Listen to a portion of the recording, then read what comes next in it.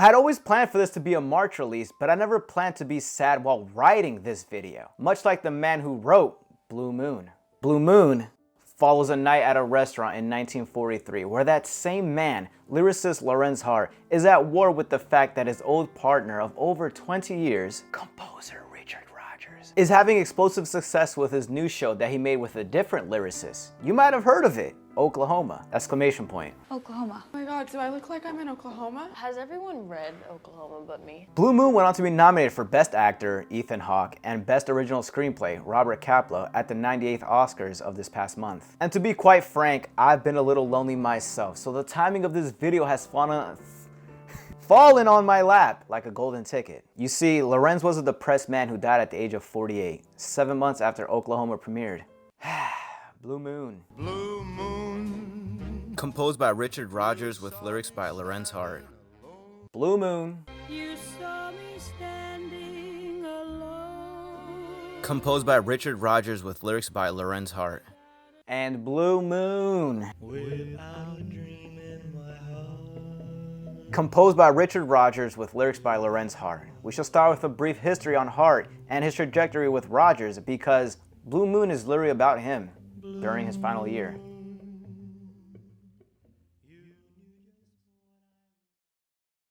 Lorenz, nicknamed Larry to some, was one of the most talented lyricists of his time, and probably the loneliest of them all. Hart was born in 1895 in New York, where he was deeply exposed to theater by his parents and developed an affinity for writing. From 1914 to 16, he attended the Columbia University School of Journalism, where he honed his craft, and by 1918, Larry was working with the Schuberts translating German plays. I know this is random, but you will hear their name again. If you want to pause and read, you will find out that these brothers were theatrical kingpins, but a big deal for the industry. 1 year later, in 1919, the stars aligned and he meets a talented individual named Richard Rodgers. They were 7 years apart, so Richard was about 17, already writing some 1900s heat.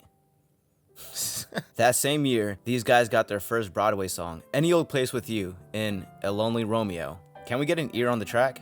I'm gonna corner you in California, any old place with you.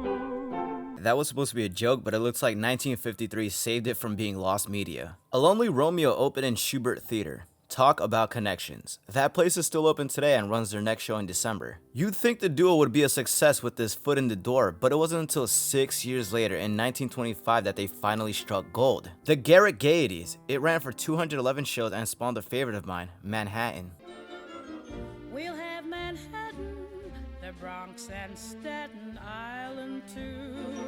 They went on to write for about 15 Broadway shows for the next 6 years. The Girlfriend in 1926, A Connecticut Yankee 27, Present Arms 28. And towards the first half of the 30s, they scrambled to the West Coast for Hollywood as the Great Depression loomed. There they wrote for Love Me Tonight, Hallelujah I'm a Bum, and Mississippi, to name a few. I'll be honest, I'm not too educated in pre-1935 movies, even though I dabble in classics, so I'm not familiar with these. It's important to note that Richard married in 1930 and had a child shortly after.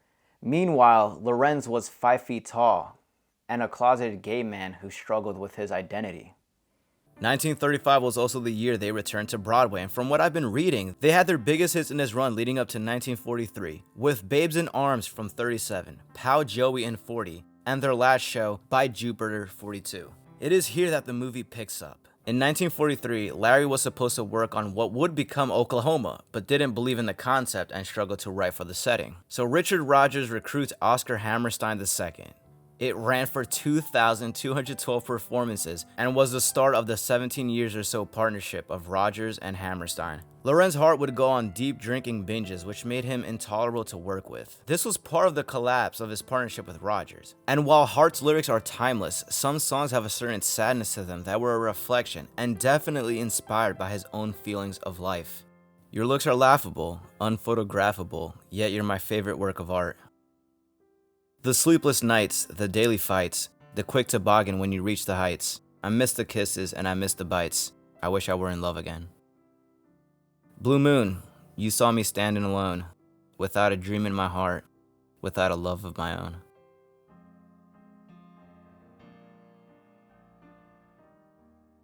Blue Moon serves as director Richard Linklater and Ethan Hawke's 9th movie together. I found out about this movie maybe 2 weeks before it came out and I was ecstatic.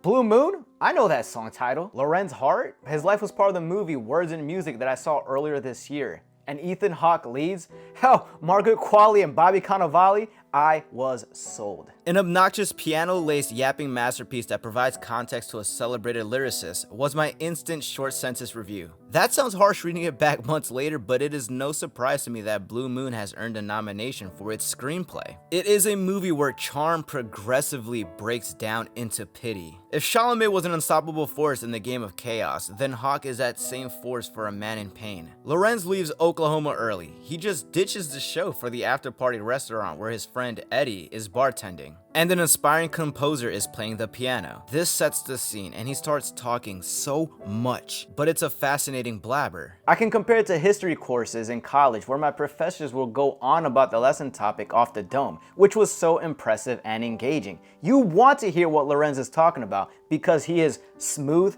consistent, and as a lyricist, has a way with words. But with that mouth, with his internal loneliness, comes the stepping of boundaries. A young man delivery guy on the handsome side drops off some flowers that Hart ordered, and he starts to invite the guy over to a party. He orders the delivery guy a shot even though he refuses because he's on the job, and yells after him as he leaves that again wants him over at the party. To the key of Any Old Place with You. It's quite tangible, the embarrassment is palpable. I'm gonna corner you in California. Blue Moon riffs on a line several times from Casablanca that just fits what this movie is about so well. Nobody ever loved me that much. It is the rapport between Lorenz and Eddie that takes the cake home. At this point, you're locked in a saw trap with Lorenz. You can't help but chuckle as Eddie the bartender tries to get a word in amongst the constant dialogue of Hart's one-man show. Rants. And all the while, the aspiring composer is off to the side playing the piano, adding a charm to this movie that just feels like a play, which is genius because the stage is what Lorenz Hart wrote for. Soon after, writer and Stuart Little author E.B. White is brought into focus and joins in on listening to Hart speak infinitely, and it feels like a guy's night. Even after 30 minutes of hearing him talk about Margaret Qualley's Elizabeth on and off. He goes on about how he's completely smitten by her. She's 20, he's 47. He knows there's no chance, but he's pursuing her company because maybe she's like a muse to him. I mean, Lorenz, up to this point, when not talking about Richard and Oklahoma, he's monologuing about his infatuation. I found myself fascinated with how Blue Moon begins with the Lorenz charm, that history professor level yapping, but spirals into a wreck. He becomes that train wreck when Richard Rodgers, played by Andrew Scott, piles into the restaurant. Now his blabbering becomes desperate. Rodgers not being with it and itching to break away makes it so hard to watch. Please take a look. We'll satirize the whole war. Rationing, rubber drives, nylon drives, a new number for Vivian. Go easy with the satire. Okay, look, here's what I'm thinking. The Adventures of Marco Polo. Dick. It's funnier, admit it. Dick, you want to come and read these? Yeah, hang on. Okay.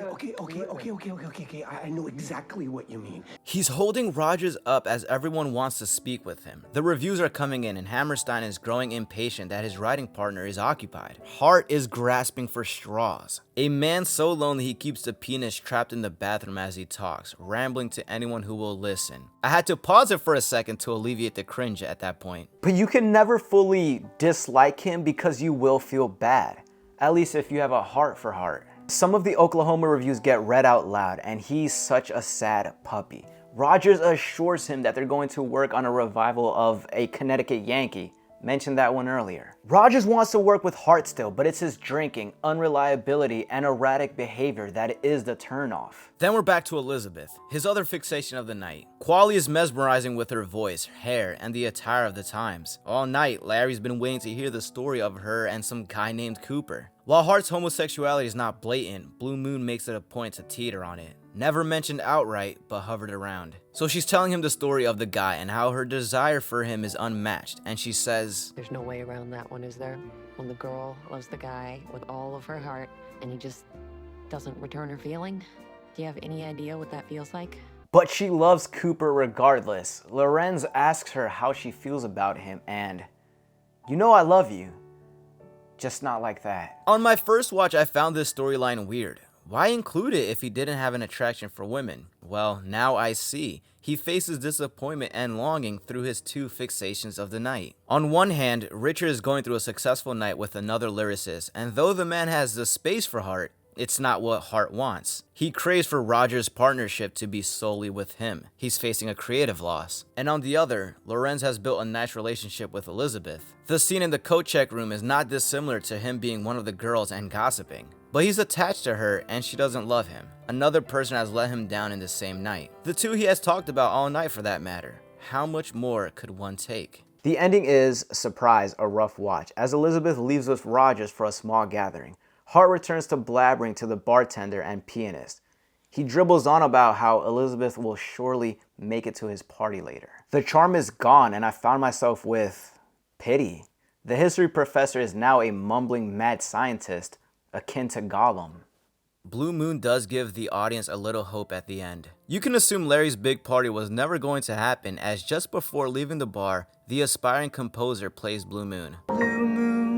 The employees around start to sing it, and he ends up sticking around to talk more. It's a moment where he probably feels no longer alone and warm inside that his work brought everyone together right then and there. Without a love of mine.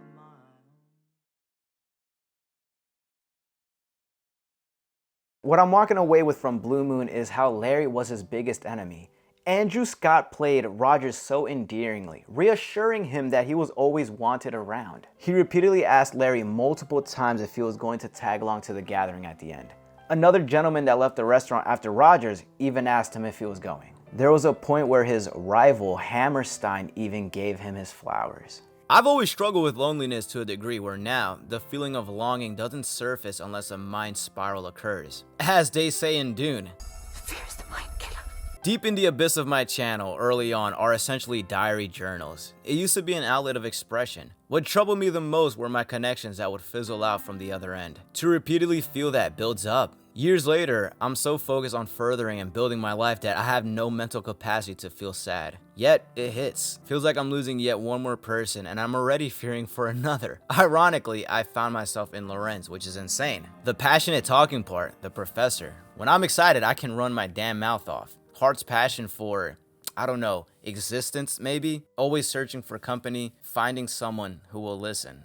I haven't really talked about this to anyone, cause it'll pass. A video is once again my diary and I wanted to tap into my craft of 4 years ago. Not many saw The Bride, but Frank is me. Wow, newsflash, Larry wasn't actually at the Oklahoma party all night. There was most likely no Elizabeth, no riffing between the bartender and E.B. White, but Rodgers did want to work with Hart again.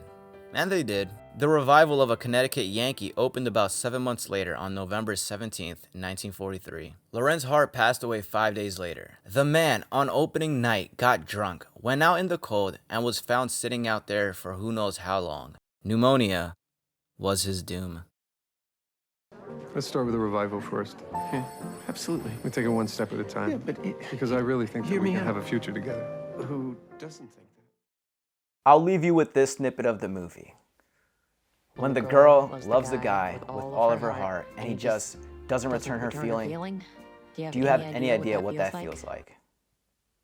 Nobody ever loved me that much.